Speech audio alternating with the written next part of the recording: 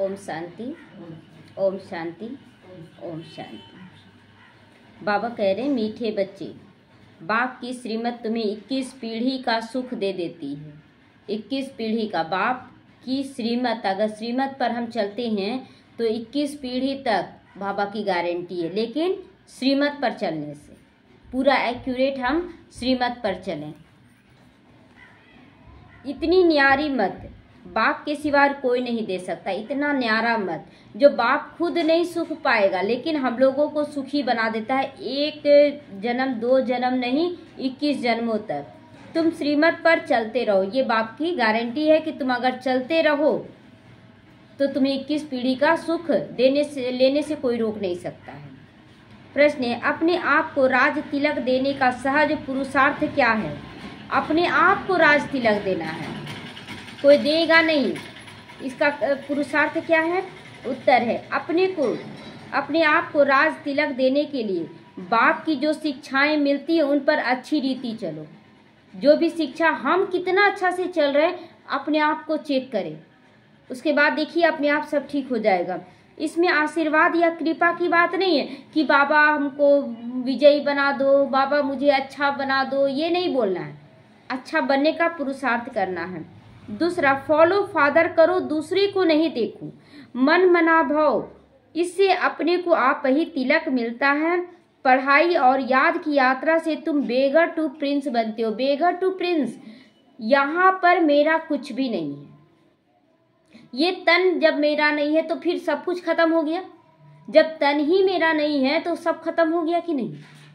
तो इसीलिए बेगर बनना है। तो जो बेगर बनेंगे वही प्रिंस बनेंगे। अगर हम रखे हुए हैं कि मेरा है तो आप उतना में अटक गए हैं।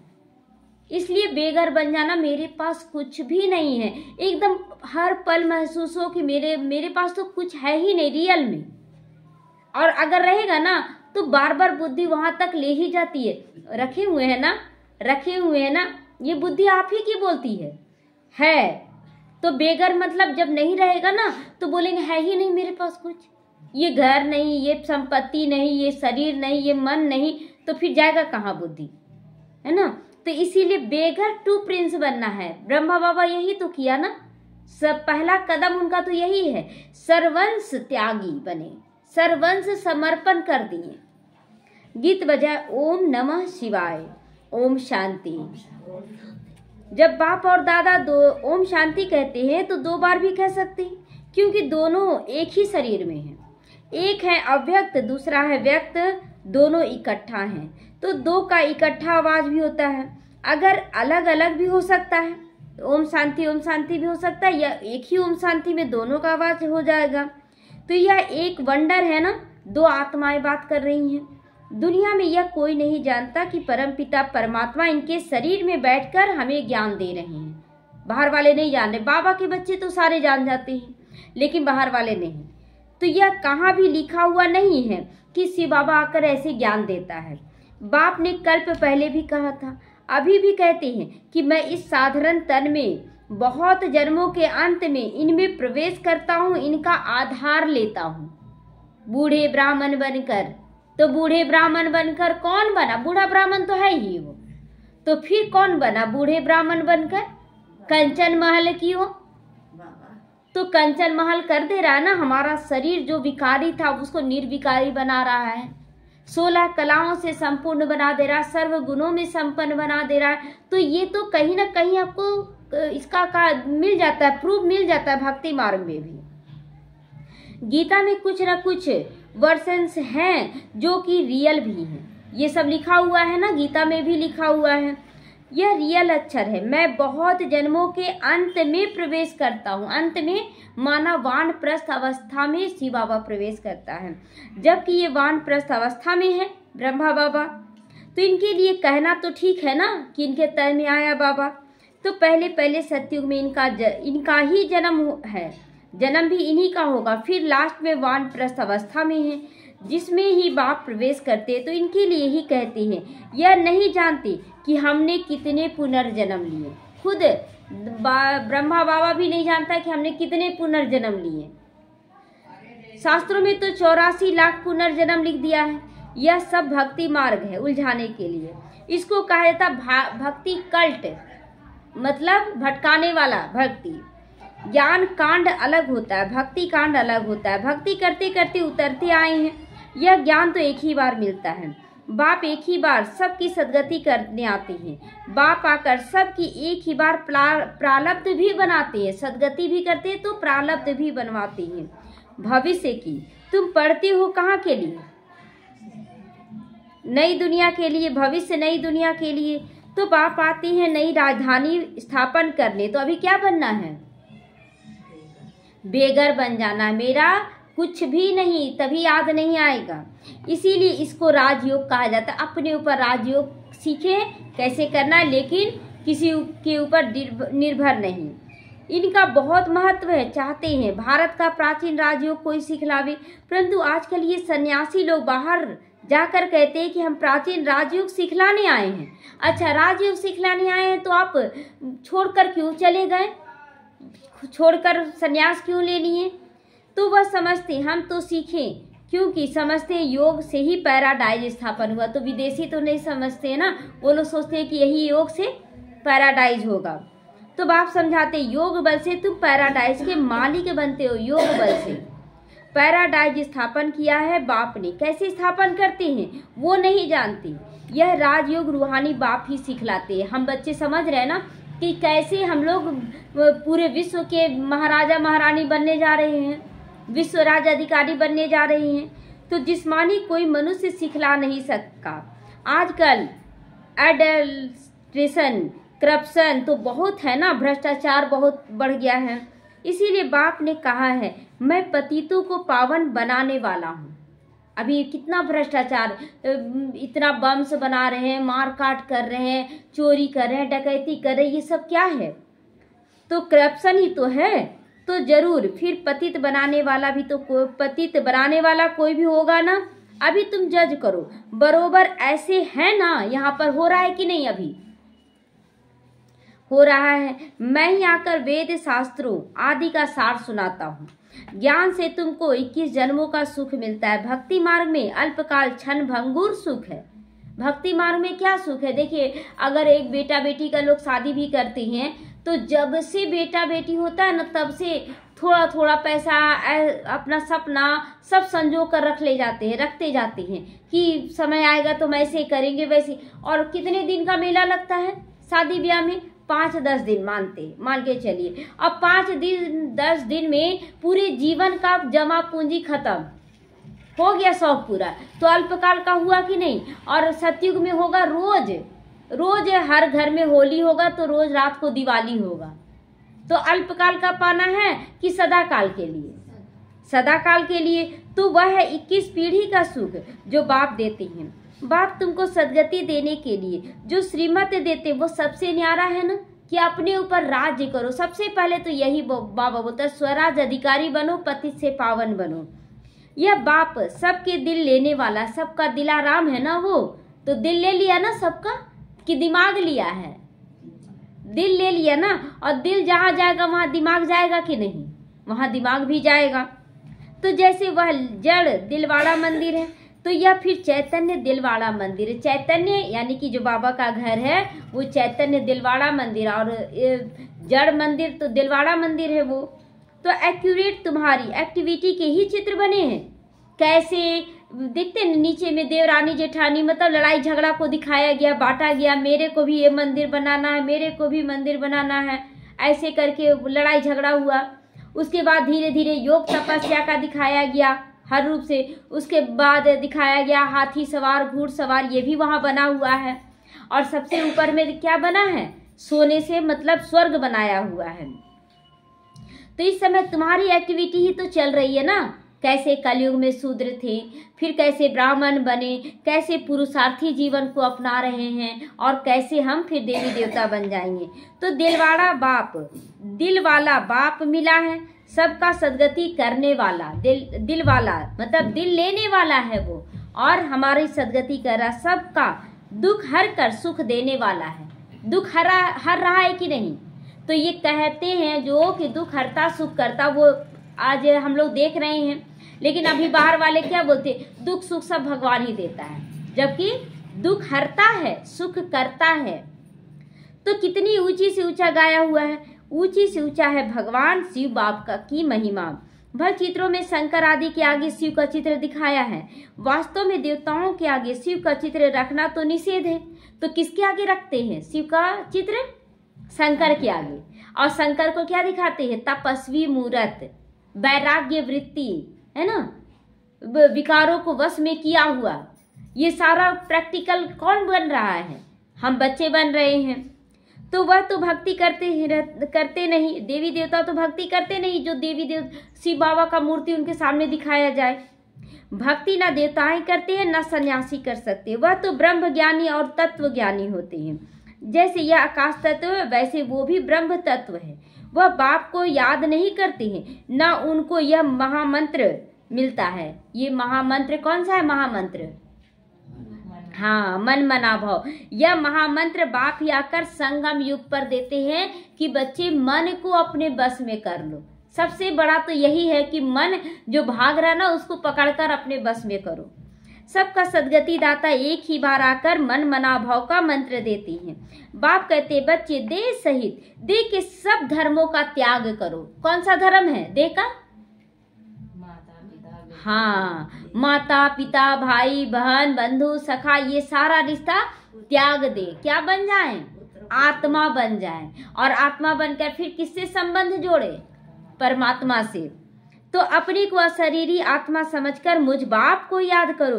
कितना सहज समझाते हैं ना बाबा, कितना सहज है।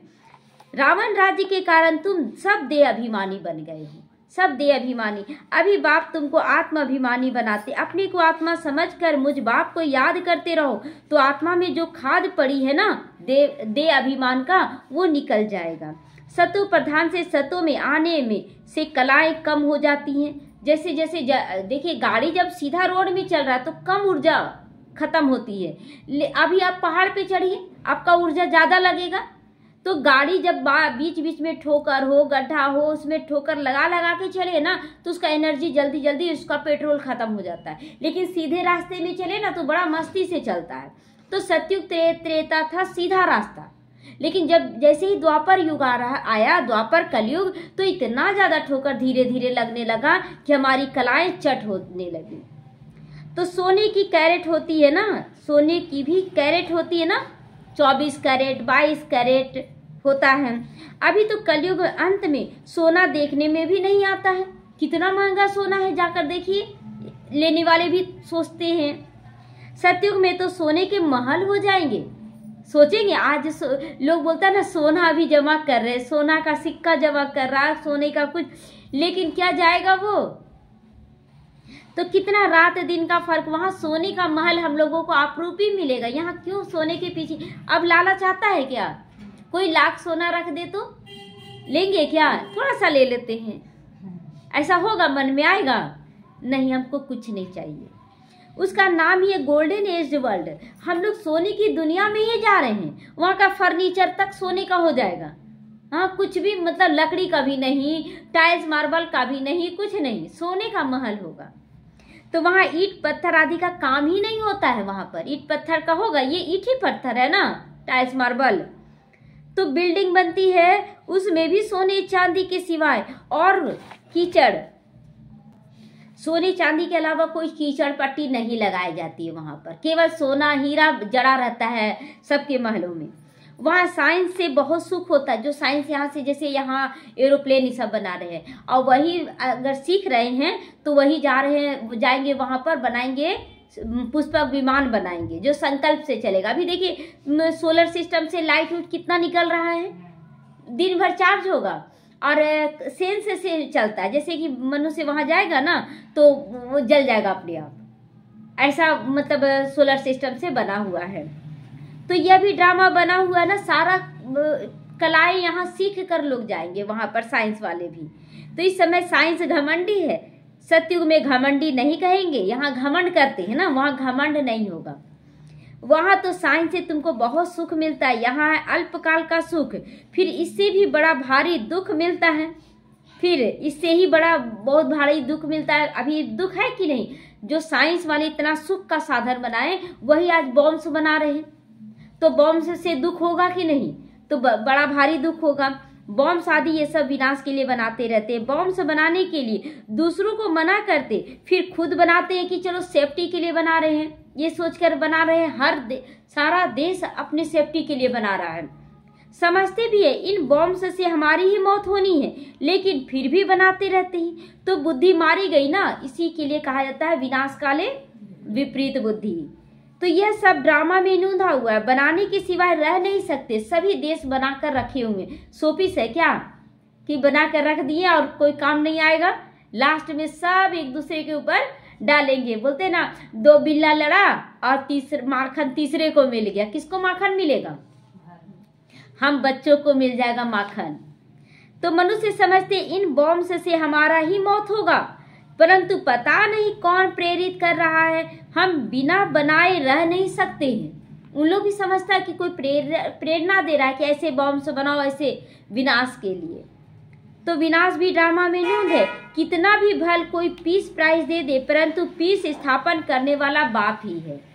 पीस स्थापन करने वाला बाप ही है, जो अभी सब बाबा अपने बच्चों को तैयार कर रहा है। शांति का सागर बाप ही शांति का भी, सुख का भी, पवित्रता का भी वर्षा देता है। पवित्रता आया, सुख शांति पीछे पीछे आ जाएगा। तो इसीलिए सतयुग में बेहद की संपत्ति भी आ जाएगी। अभी संपत्ति देगा ना, उलझ जाएंगे। इसलिए यहाँ पर पवित्रता को लाना है। पवित्रता से शांति और सुख आ गया और संपत्ति सतयुग में मिलेगा।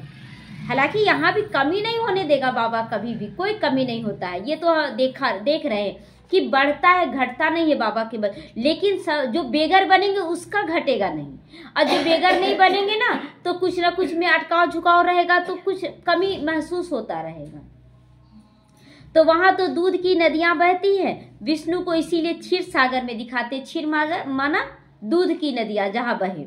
बहुत जगह तो देखते हैं ना, दूध में कुछ मिला देते पानी में और लगता है दूध की नदियां बह रही है, वास्तव में दूध थोड़ी होता है वो।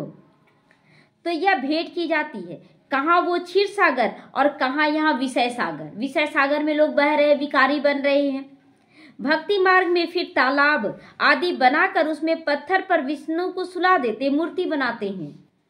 भक्ति में कितना खर्चा करते हैं, कितना waste of time, waste of money करते हैं। समय भी बर्बाद और संपत्ति भी बर्बाद। क्या होता है, बहुत बड़ा बड़ा मंदिर बन गया। अच्छा, उससे कल्याण किसका हुआ? तो अब बोला जाएगा सेंटर भी बहुत बड़ा बड़ा बन रहा है। ठीक है, सेंटर में कितने बच्चे आ रहे हैं, ज्ञान सुन रहे हैं, उनका जीवन बन रहा है। पढ़ाई का स्कूल है ये।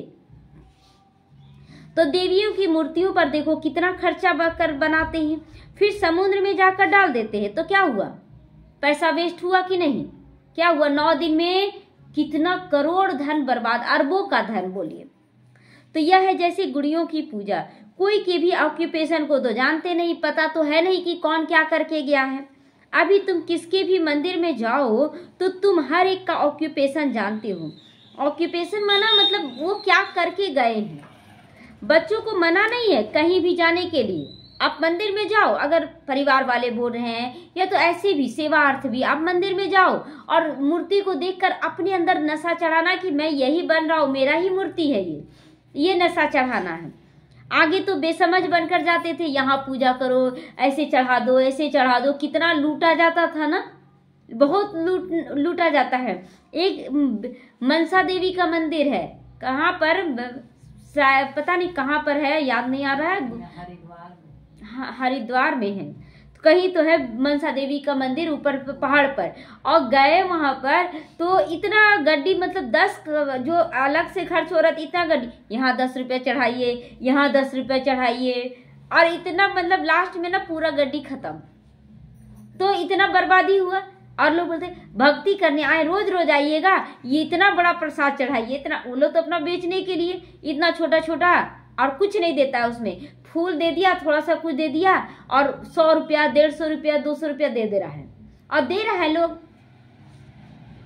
तो अभी तो सेंसिबल बनकर जाते हो ना। अब जाते हैं ना, भल मत कराओ पूजा। एक जगह गए तो वहां पर ना बोला कि किसका पूजा कराना है, काली माँ का कि दुर्गा माँ का। तो युगल थे तो भक्ति करने वाले तो बोले ना दुर्गा माँ का। तो पूरा संकल्प किया, उसका 1,000 रुपया निकालिए। तो बोला कि अगर काली का कराते तो 500 रुपया। और इनका तो जानता था ना, तो बेटा बोल दिया कि नहीं नहीं, कोई पैसा वैसा नहीं देना है, कोई कुछ नहीं देना है, चुपचाप निकले, कोई कुछ नहीं बोला। तो देखिए कितना लूटा जा रहा है ना ये। तो तुम कहोगे हम इनके 84 जन्मों को हम जानते हैं। भारतवासियों को तो श्री कृष्ण के जन्म का भी पता नहीं है कि जन्म कब लेते हैं, क्या करते हैं, कैसे बन गए कृष्ण। तुम्हारी बुद्धि में सारी नॉलेज है। नॉलेज सोर्स ऑफ इनकम होता है ना, तो जितना आप नॉलेज को धारण करेंगे, इस ज्ञान को, उतना ज्ञानवान बनेंगे, उतना धनवान बनेंगे। वेद शास्त्र आदि में कोई एम ऑब्जेक्ट नहीं है। स्कूल में हमेशा एम ऑब्जेक्ट होती है। जहाँ पढ़ाई होता है वहाँ लक्ष्य दिया जाता है पढ़ने का। तो यहाँ पर भी हम पढ़ रहे हैं। इस पढ़ाई से तुम कितने साहूकार बनते हो, कितने साहूकार हम बन जाते हैं। तो ज्ञान से होती है सदगति। इस नॉलेज से तुम संपत्तिवान बनते हो। तुम कोई मंदिर में जाओगे तो झट समझेंगे यह किसका यादगार है। किसका यादगार है मंदिरों में? हम बच्चों का यादगार है कि नहीं? जैसे दिलवाड़ा मंदिर, वह जड़ है या चैतन्य? हूबहू जैसे यहाँ झाड़ में दिखाया है वैसे मंदिर बना हुआ है। नीचे तपस्या में बैठे, ऊपर छत पर सारा स्वर्ग है। बहुत खर्चे से बनाया हुआ है। यहाँ तो कुछ भी नहीं है। भारत 100% सॉल्वेंट था, पावन था। अभी भारत 100% इनसॉल्वेंट और पतित बन गया है। भरपूर था, अभी तो खाली हो गया है। तो इतना खाली हो गया, अभी सोने की चिड़िया पहले कहते थे, और अभी क्या बन गए? कौड़ी मिसल हो गया है। क्योंकि यहाँ सब विकार से पैदा होते हैं। वहाँ गंदगी की बात ही नहीं होती है। गरुड़ पुराण में कितनी रोचक बातें लिख दी, इसीलिए लिखी है मनुष्य कुछ सुधरे। ये गरुड़ पुराण क्यों है? ताकि उसमें अब लोग पढ़ते हैं, कोई मरा तो गरुड़ पुराण करवाते हैं, सोचते हैं कि पढ़ेंगे तो अच्छा रहेगा, सुने, लेकिन परिवर्तन ही नहीं तो कैसे अच्छा होगा। तो लिखा गया था कुछ मकसद से, ताकि लोग डरे। लेकिन ये वही बात हो गया ना कि जो बच्चे को बोला जाए ना कि बंदर आ जाएगा, कोई डॉगी आ जाएगा, ये हो जाएगा बोलते हैं, और लास्ट बात जैसे जैसे बच्चा बड़ा होता है तो डंडा लेके खड़ा हो जाता, बोलता है कहाँ है बंदर, हम ही मारेंगे। तो आज वही स्थिति हो गया है हम सबका कि शास्त्रों से पहले डर लगता था कि नहीं, हमके गलत नहीं करना हमें, और आज बोलता है अरे कुछ नहीं होगा, कलयुग है। तो गरुड़ पुराण में ये सब कुछ बातें लिख दी गई है। परंतु ड्रामा में मनुष्यों का सुधरने का है ही नहीं, तो कैसे सुधरेगा। अभी ईश्वरीय स्थापना हो रही है। ईश्वर ही स्वर्ग की स्थापना करेंगे ना, उनको ही हेवेनली गॉड फादर कहा जाता है। बाप ने समझाया है, वह लश्कर जो लड़ते हैं वह सब कुछ करते हैं राजा रानी के लिए। लश्कर लेकर जाते हैं ना राजा रानी, तो सब किसके लिए लड़ते हैं? राजा के लिए लड़ते हैं। यहाँ तो तुम माया पे जीत पाते हो अपने लिए। अगर यहाँ जो कुछ भी कर रहे हैं, किसके लिए कर रहे हैं? अपने लिए कर रहे हैं। तो जितना करोगे उतना पाओगे। ये नहीं कि हम आ रहे हैं तो मेरा बेटा बेटी सब स्वर्ग में चल जाएगा, ऐसा होगा क्या? यहाँ पर जो करेगा, जितना करेगा वो पाएगा, उतना पाएगा।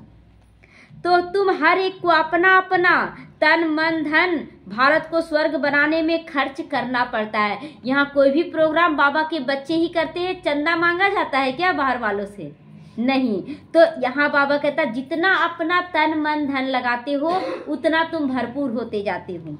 जितना करोगे उतना ऊंचा पद पाओगे। यहाँ रहने का तो कुछ नहीं है। यहाँ पर बाबा कहता यहाँ रहने के लिए नहीं बनाना है, केवल सफल करने के लिए देना है। अभी के लिए ही गायन है, किसकी दबी रहेगी धूल में, किसका राजा खाए, किसका चोर लूट ले, सफल उसी का हो जो धनी के कार्य में लगाए। तो क्या कैसे ये सफल होगा? बाबा कहता दबी रहेगी धूल में। तो किसकी दबी रहेगी धूल में? धूल में मतलब क्या हुआ कि बाढ़ आएगा, भूकंप आएगा तो सब तो दब जाएगा, सब खत्म हो जाएगा। देखते हैं जैसे घर उर सब चला जाएगा तो खत्म हो गया। किसका राजा ले ले, तो राजा ले ले मतलब बैंक बैलेंस रहेगा, लेकिन क्या करेगा लोग? सरकार क्या करेगी? सारा ले लेगी। क्यों? विश्व युद्ध छिड़ जाएगा तो उसको पैसे का जरूरत पड़ेगा। अभी देखिए फिर वायरस आ रहा है, फिर आ रहा है, तो इस और फिर उसके बाद सफल उसी का जो धनी के कार्य में लगाए। तो धनी का कार्य कौन धनी है? हमारा शिव बाबा। तो अभी बाप आया हुआ है तुमको राज भाग दिलाने, कहते हैं अब अपना तन मन धन सब इसमें लगा दो, जो भी है सब इसमें सफल कर लो, कुछ भी रखना नहीं है।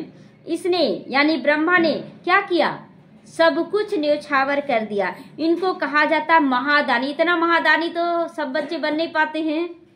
विनाशी धन का दान करते हो तो अविनाशी धन का दान करना होता है, अविनाशी धन का भी दान करना होता है। विनाशी धन भी दिया, अविनाशी ज्ञान रतन भी दिया।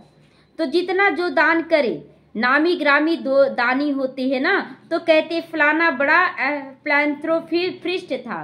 तो जितना महादानी बनेंगे उतना ज़्यादा बाबा कहता महादानी बनेंगे। नाम तो होता है ना, तो वो इनडायरेक्ट ईश्वर अर्थ करते हैं। रजाई नहीं होती उनकी, अभी तो रजाई मिल रही है, इसलिए अपना सब कुछ स्वाहा करना है। इसीलिए कंप्लीट फिलांथ्रोपिस्ट बनना है। तो भक्ति मार्ग में भी गाते हैं ना, हम वारी जाएं, तो इसमें खर्चा कुछ भी नहीं। गवर्नमेंट को कितना खर्चा होता है, यहाँ तो तुम जो कुछ भी करते हो अपने लिए करते हो। फिर चाहे 8 की माला में आओ, चाहे 108, चाहे 16,000, पास विद ऑनर बनना है। इसमें योग कमाओ, ऐसा योग कमाओ जो कर्मातीत अवस्था को पालो, फिर कोई भी सजा ना खाओ। इतना योग युक्त रहो 24 घंटे कि कोई सजा का हकदार ना बने, कोई सजा ना मिले। तुम सब वॉरियर्स हो, योद्धे हो। तुम्हारी लड़ाई है रावण से, कोई मनुष्य से युद्ध नहीं करना है। नापास होने के कारण 2 कला फिर कम हो जाएगी। अगर युद्ध करते हो तो नापास हो जाते हो। त्रेता की को 2 कला कम स्वर्ग कहेंगे। पुरुषार्थ तो करना चाहिए ना, बाप को पूरा फॉलो करना है। इसमें मन बुद्धि से सरेंडर होना है, मन बुद्धि से भी। जैसे घर पर भी है, घर भी है, संपत्ति भी है, लेकिन वो मेरापन ना रही, मेरा नहीं है बाबा, और बस समर्पण करते चले जाएंगे तो फिर अपने आप काम। एक बहन बोल रही थी कि नहीं है, कुछ भी नहीं है, लेकिन वो फिर भी सब कुछ देते जा रही है बाबा के घर में। और इधर कैसे उनके युगल ही सिखा रहे हैं। युगल बोलते नहीं है कुछ पैसा, नहीं है कुछ, रोते रहते। और कहीं घूमने का बन जाता ना ट्रिप, तो बोलेंगे नहीं घूमने जाएंगे, क्या करेंगे, रख कर धन किसी तरह भी घूमने निकल जाते हैं। तो वो बोलती अरे धन कैसे आ जाता है घूमने के लिए, अब बाबा के घर के लिए ना करें। वो अब लगाने लगी। घर बन गया, घर बनते बनते भी बोली कैसे बनेगा पता नहीं, बाबा बना, घर बन गया, सब कुछ होते जा रहा है। तो यही बोलते हैं ना कि बाबा को अगर सौंप देंगे तो वो सब कुछ कराएगा। घूमना भी हो रहा है, घर भी बन रहा है, और बाबा के घर में भी दे रही हैं और खुश है। अब निश्चिंत हो गई, बोली अब कोई चिंता नहीं करेंगे हम। तो बाबा ये सब कुछ आपका है। बाबा कहेंगे ये सर्विस में लगाओ, सेवार्थ लगाओ, मैं जो कुछ भी मत देता हूँ तुमको वह भी कार्य करो। यूनिवर्सिटी खोलो, सेंटर खोलो, बहुतों का कल्याण हो जाएगा। सिर्फ ये मैसेज देना है कि बाप को याद करो और वर्षा लो। मैसेंजर, पैगंबर, तुम बच्चों को ही कहा जाता है, मैसेंजर भी और पैगंबर भी कहा जाता है। सबको ये मैसेज दे दो कि बाप ब्रह्मा द्वारा कहते मुझे याद करो, तो तुम्हारे विक्रम विनाश होंगे, जीवन मुक्ति मिल जाएगी। अभी है जीवन बंद, फिर होगा जीवन मुक्त। अभी जीवन में बंधे हुए हैं कि नहीं, बंध जाते हैं, परिवार है, ये है, वो है, शरीर भान में भी बंध जाते हैं, वहां पर कोई बंधन नहीं होगा। बाप कहते हैं मैं भारत में ही आता हूँ। ये ड्रामा अनादि बना हुआ है, कब बना कब पूरा होगा ये प्रश्न नहीं उठ सकता है, क्योंकि ये चक्र निरंतर चल रहा है। घड़ी कब से चल रहा है बोल सकते हैं?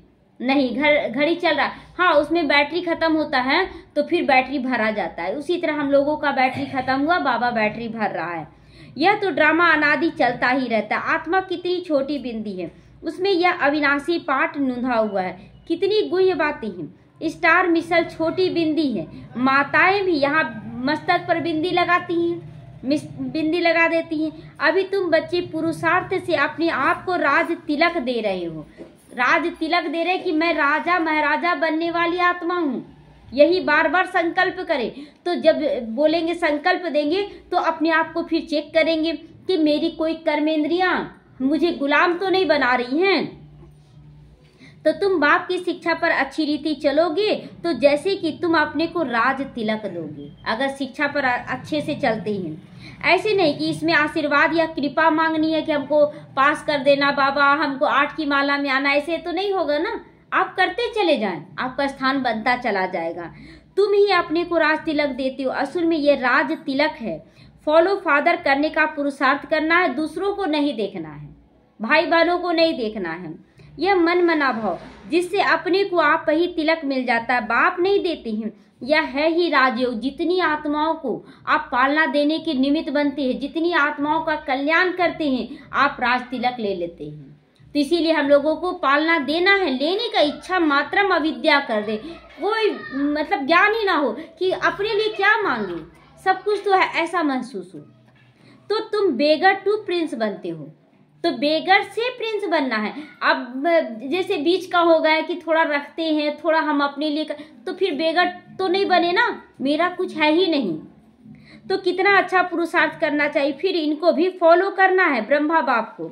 यह समझ की बात है ना, पढ़ाई से कमाई होती है। जितना जितना योग उतनी धारणा होगी, जितना अच्छा योग लगेगा तो धारणा होने लगेगी, शक्ति भर जाएगा ना।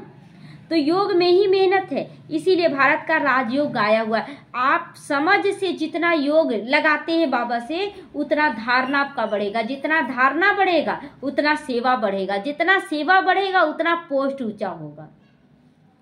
बाकी गंगा स्नान करते करते तो आयु चली जाए तो भी पावन ना बन सकोगे। बने हैं पावन? गंगा स्नान करने जाते हैं कि नहीं? तो भक्ति मार्ग में ईश्वर अर्थ गरीबों को भी देते हैं। यहाँ तो खुद ईश्वर आकर गरीबों को विश्व का बादशाही देते हैं, गरीबों को ही विश्व का बादशाही दे देते हैं।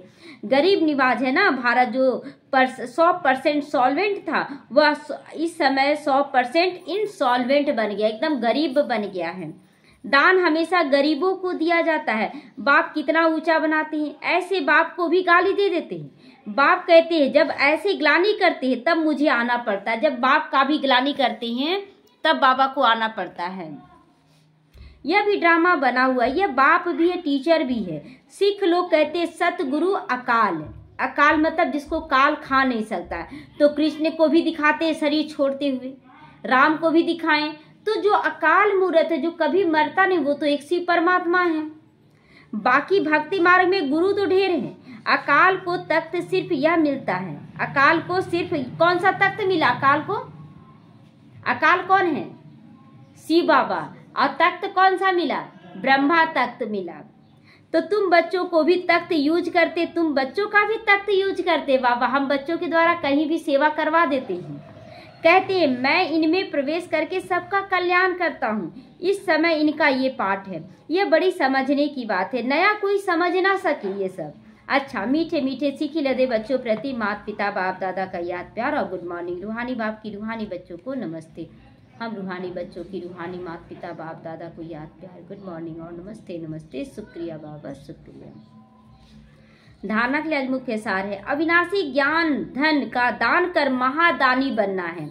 जैसे ब्रह्मा बाप ने अपना सब कुछ इसमें लगा दिया, ऐसे फॉलो फादर करके रजाई का ऊंचा पद लेना है, सब कुछ वहां कर देना है। सजाओं से बचने के लिए ऐसा योग कमाना है जो कर्मातीत अवस्था को पाले। योग कमाना माना हमारा निरंतर आत्मिक स्वरूप में परमात्मा की याद में लग जाए। योग कोई देहधारी नहीं।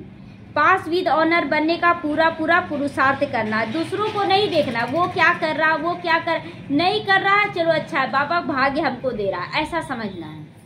वरदान है कड़े नियम और दृढ़ संकल्प द्वारा अलबेलेपन को समाप्त करने वाले ब्रह्मा बाप समान अथक बनो। कड़े नियम बनाओ, मुझे जागना है, सोना नहीं है, मुझे एकाग्रचित होकर योग लगाना है। ये सब कड़ा नियम बनाना कि आंख खोल कर ही योग लगाना, आंख बंद करके नहीं, कड़ा ही नियम हो रहा है ना। तो बाबा कहता है दृढ़ संकल्प करो कि मुझे जागती ज्योत बन जाना है। तो बाबा कहता है बाप समान अथक बनोगे। ब्रह्मा बाप समान अथक बनने के लिए अलबेलेपन को समाप्त करो। अलबेलापन है, हम कहते हैं कि हम नहीं सो रहे, लेकिन देखिए नींद आता है कि नहीं, आंख बंद करने से नींद में चले जाते हैं। तो अलबेलेपन को समाप्त करो, इसके लिए कोई कड़ा नियम बनाओ। मुझे जागना है, मुझे किसी तरह से भी बाबा को फॉलो करना है। देखिए जब अमृत वेला नहीं होता था ना, बैठते थे तो नींद आता था, तो क्या करते थे, बहुत सारा काम रख लेते थे कि सुबह उठेंगे और काम करते करते याद करेंगे। कभी इस्त्री करने लगे, आयरन करने लगे, कभी किचन को कुछ साफ करने लगे, कभी कुछ साफ करें, मतलब बाबा को याद करना है।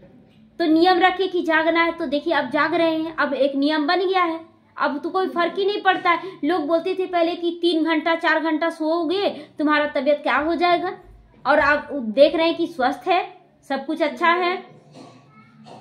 तो दृढ़ संकल्प करो, अटेंशन रूपी चौकीदार सदा अलर्ट रहे तो अलबेलापन समाप्त हो जाएगा। पहले स्व के ऊपर मेहनत करो, फिर सेवा करो। बाबा अपने नहीं कर रहे अमृत बेला और दूसरों को बोलेंगे अमृत बेला करो, सही है? नहीं है ना। तो बाबा कह रहे पहले अपने ऊपर मेहनत करो, तब फिर सेवा करो, तब धरनी परिवर्तन होगी। अभी सिर्फ कर लेंगे हो जाएगा, इस आराम के संकल्प के डनलप को छोड़ दो, गद्दे को छोड़ देना, आराम का करना ही है। यह स्लोगन मस्तक में याद रहे तो परिवर्तन हो जाएगा। स्लोगन है, समर्थ बोल की निशानी है कि जिस बोल में आत्मिक भाव और शुभ भावना हो। आत्मिक भाव खुद के लिए करना और शुभ भावना मतलब दूसरे भी फिर करेंगे। अपनी शक्तिशाली मनसा द्वारा सबको सकाश देने की सेवा करना है। जितना जितना समय समीप आता जा रहा है उतना व्यर्थ संकल्प बढ़ रहे हैं। क्या होगा, अब कैसे करेंगे, ये सब संकल्प बढ़ रहा है। उसको मारो, उसको पीटो, उससे लो, ये सब बढ़ रहा है। लेकिन यह चुकतू होने के लिए बाहर निकल रहा है। कोई मार रहा है तो मार जो खा रहा वो भी चुकतू कर रहा है, जो मार रहा वो भी चुकतू कर रहा है। दोनों ही स्थिति में चुकतू ही हो रहा है। इसलिए ये नहीं सोचना कितना बदमाश है, मार रहा है बेचारा, मार खा रहा है। नहीं, किसी जन्म में ये इसको मारा है तो आज ये मारकर चुकतू कर रहा है। तो अब किसी के लिए घृणा है? कुछ घृणा नहीं। तुम्हों का काम है आना, आपका काम है उड़ती कला द्वारा, सकाश द्वारा परिवर्तन करना। इसको जो मार रहा उसको सकाश देना कि बच्चे शांत हो जाओ, अब आगे मत बढ़ो। और जो मार खा रहा उसको शक्ति भरेंगे कि तुम इस मार को सहन कर लो। तो यही अच्छा है ना। तो इसलिए परिवर्तन करना है। घबराओ नहीं, उनको सेक में नहीं आओ, उनकी सेक में मत आ जाओ। सेक में आना मतलब उस दुख की पीड़ा में मत आ जाओ। कितना मार खा रहा है, बेचारा को कितना गाली दे रहा है, ये सब बेचारा बेचारी सब नहीं शब्द यूज करना है। आप बेचारा बोल के उसको बेचारा बना देंगे। आप बोले नहीं, ये दोनों ही बहुत शक्तिशाली है, बहुत अच्छे हैं। ओम शांति।